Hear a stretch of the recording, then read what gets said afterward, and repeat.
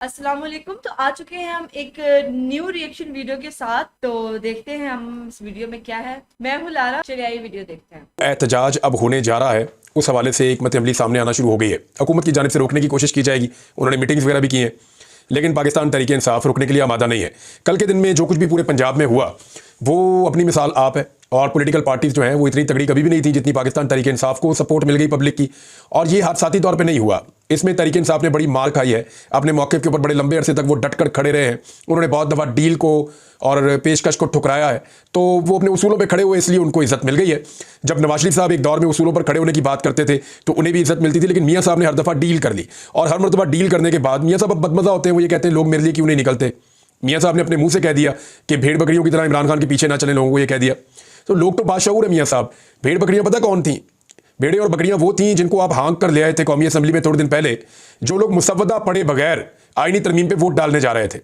भेड़े और बकरियां तो ऐसी होती हैं कि जिन्हें ये पता ही नहीं है कि तरमीम क्या होने जा रही है, आईने पाकिस्तान में क्या तब्दीली हो रही है। बस उन्हें कह दिया गया, हाँक कर उन्हें पहुंचा दिया गया। बेचारे अपनी मर्जी से बाथरूम भी नहीं जा सकते। एक के घर में कोई बीमार है तो वो बीमार को देखने नहीं जा सकता। इतना सा भी ट्रस्ट उनके ऊपर नहीं किया जा रहा था। ये होती है भेड़ और बकरी। और मामला ये है कि वो अपने मुंह से कहते हैं कि हमें तो पता ही कुछ नहीं था। तो मियाँ साहब आप चाहते हैं कि इस तरह की आपको सारी भेड़ें और बकरियां मिले, तो पाकिस्तान की आवाम में अब आपको नहीं मिलेगा। और खुद भी आपकी हालत ऐसी हो गई है कि आप पाकिस्तान से बाहर जाना चाहते हैं, आपको हाँक कर वापस असेंबली की जानिब लाया जाता है, क्योंकि अब आपका एक वोट भी बहुत कीमती हो गया है। अगर आपका एक वोट भी बाहर चला जाता है, मियाँ साहब को यह कहा गया, मियाँ साहब अगर आप बाहर चले गए और आपका एक वोट ना पड़ा तो पीएमएलएन के अंदर बददिली फैल जाएगी, और पीएमएलएन ये कहेगी कि ये कैसी तरमीम है जिस पे नवाज शरीफ वोट नहीं डालना चाहता, तो हम फिर ऐसी तरमीम पे वोट क्यों डालें। तो वोट मजीद कम हो सकते हैं, बददिली फैलेगी, लिहाजा आप यहां पे रुकें, पहले ही वोट पूरे नहीं हो रहे। बहरहाल मियाँ साहब रुक तो गए। अब इमरान खान साहब का स्टेटमेंट मैंने आपसे कहा था कि उनका जो पैगाम है मैं आपको पढ़ के सुना देता हूं। इमरान खान ने कहा कि मैंने तारीख में काजी फायद ईसा जैसा मुतनाज़े और बदतरीन चीफ जस्टिस नहीं देखा। एक्सटेंशन माफिया गैंग ऑफ 3 का हिस्सा है। काजी ने अपनी जाती मफाद और एक्सटेंशन के लिए आईने पाकिस्तान, सुप्रीम कोर्ट, जमहूरियत और इखलाकियात का जनाजा निकाल दिया है। काजी ने लंदन प्लान पर अमल दरामद को यकीनी बनाया है और भरपूर कोशिश की है कि लंदन प्लान के मुताबिक तहरीक इंसाफ मुकम्मल तौर पर क्रश यानी तबाह हो जाए। नवाज शरीफ ने तमाम केसेस उनके माफ हो और मैं जेल में ही रहूं। लंदन प्लान के मुताबिक काजी ने तहरीक इंसाफ को क्रश होने दिया और बिल्कुल इसी तरह खामोश रहा जैसे मगरबी ताकतें इसराइल को अहले फलस्तीन को क्रश करने की खुली छूट देकर खुद खामोश हो जाती हैं। अपनी तरफ से तहरीक इंसाफ को मुकम्मल क्रश करने के लिए पहले सिकंदर सुल्तान राजा को इस्तेमाल किया गया और फिर काजी फायद ईसा ने अपना किरदार अदा किया। कमिश्नर रावलपिंडी ने इन दोनों की मिली भगत से पर्दा उठाया और सारी साजिश को बेनकाब कर दिया। कमिश्नर रावलपिंडी का हर इल्जाम दुरुस्त साबित हुआ है। काजी और सिकंदर सुल्तान राजा ने मिलकर ऐसा माहौल बनाया कि तहरीक इंसाफ को मैदान में रहने का मौका ही ना मिल सके।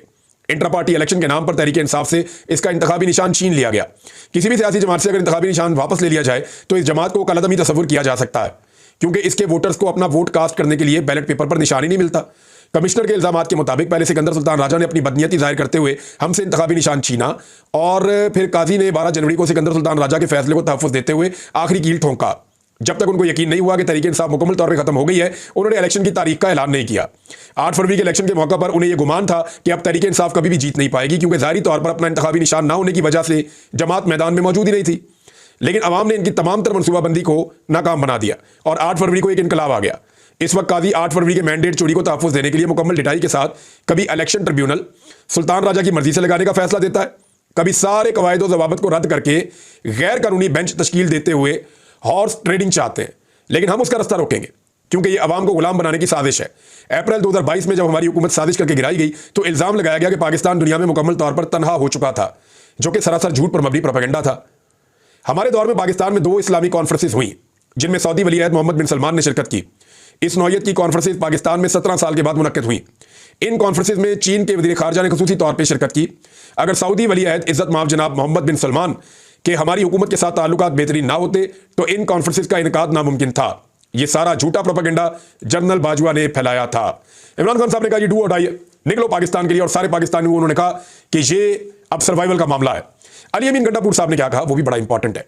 अली अमीन गंडापुर ने कहा कि अब हम पूरी तैयारी के साथ खैबर पख्तूनख्वा से आएंगे, और वफाकी हुकूमत और इत्तेहादियों को तनकीद का निशाना बनाते हुए उन्होंने कहा कि ना तो हम तसादुम करना चाहते हैं, ना किसी को नुकसान पहुंचाना चाहते हैं, लेकिन हुकूमत हमारा रास्ता रोकने के लिए ओछे हथकंडे इस्तेमाल कर रही है।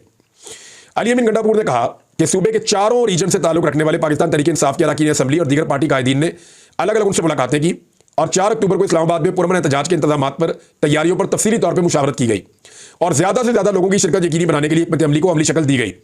अब एक तरफ तो अली अमीन गंडापुर साहब आ रहे हैं, उन्होंने कहा जी पहले हमारी कुछ मनसूबाबंदी नाकस थी, इसलिए हमें रास्ते में से वापसी का फैसला लेना पड़ा। कारकुनान और रहनुमाओं के पास मियारी मास्क नहीं थे, हिफाजती आलात नहीं थे, लेकिन इस बार मखसूस और तरबियत याफ्ता दस्तों समेत जो काफिले हैं वो पहले पहुंचेंगे और जो मेन काफिला है वो उसके पीछे आएगा। पिछली मरतबा मशीनरी हमारी पीछे रह गई थी, हम आगे निकल गए थे और मशीनरी को आगे लाना मुश्किल हो रहा था, लगातार शेलिंग थी, तो हम यानी एक तंजीम का फुकदान था थोड़ा सा, लेकिन लोगों ने बड़ी बहादुरी के साथ क्रॉस किया था उस सारे एरिया को, रुकावटों को। तो गंडापुर साहब कह रहे हैं जी इस दफा हम प्रॉपर तैयारी के साथ आएंगे, पहले आगे मशीनरी को और काफिलों को भेजेंगे, उन लोगों को जिनको ये सारे रास्ते खोलने आते हैं, नौजवानों को, और उसके बाद पीछे जो मेन काफिला है वो जाएगा, उसकी क़यादत अली अमीन गंडापुर साहब खुद करेंगे। ये जनाब सूरत-ए-हाल। इसमें डॉक्टर आरिफ अलवी साहब ने भी स्टेटमेंट दिया, उन्होंने आवाम से पुरअमन एहतजाज के लिए अपील की है। उन्होंने कहा जी हमारा हक है और पाकिस्तान तहरीक इंसाफ का रिकॉर्ड है कि जी वो पुरअमन एहतजाज करती है, लिहाजा पुरअमन तरीके से एहतजाज करें, लेकिन पुलिस जब मारती है, तशद्दुद करती है, जुल्म करती है, तो फिर लोग मुकाबला करते हैं, तो हुकूमत को तशद्दुद से तो गुरेज करना चाहिए, ये तो उसूल है।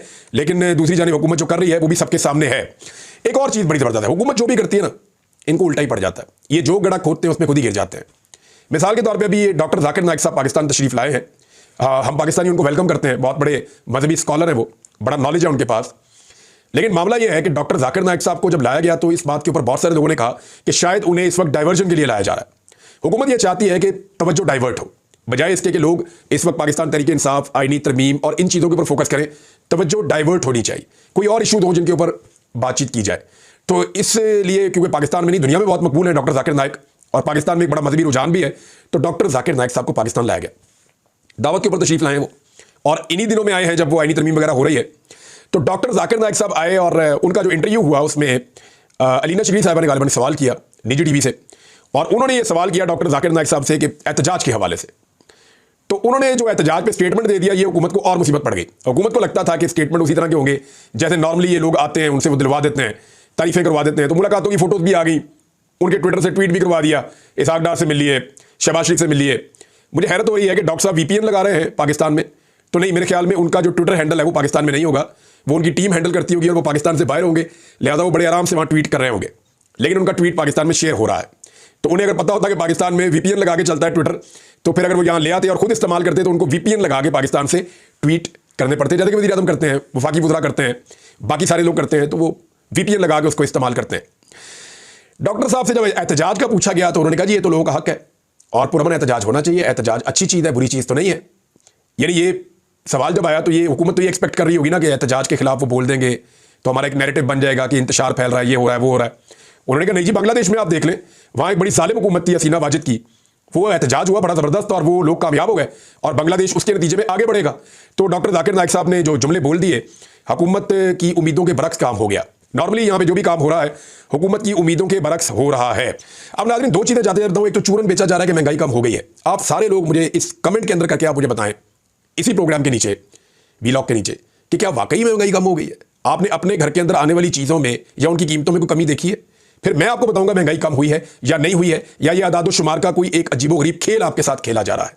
दूसरा, पाकिस्तान के वजीर दिफा की ज़हनी हालत देखें कि वो इमरान खान की तस्वीर शेयर करके इसराइल को जुगते लगा रहे हैं कि जी आयरन डोम की जगह ये आयरन ड्रम और पता नहीं आप ये पहन लें तो इससे सीख लें। तो ये क्या चल रहा है? ये मुझे नहीं लगता कि पाकिस्तान की फौज इस तरह का वजीर दिफा डिजर्व करती है। ये पाकिस्तान की फौज को भी सोचना चाहिए कि उनका वजीर दिफा कैसा है और ये हुकूमत फौज को क्या समझती है कि इस तरह का जोकर या इस तरह की जुगते मारने वाला बंदा जो है वो, उनको मैं अपने अल्फाज के लिए मैं माफ़ी चाहता हूँ, मादरत चाहता हूँ, लेकिन देखिए ये काम तो उन्होंने ऐसा ही किया ना, एक जुगते मारी है उन्होंने और जुगते ही मार रहे हैं लगातार वो।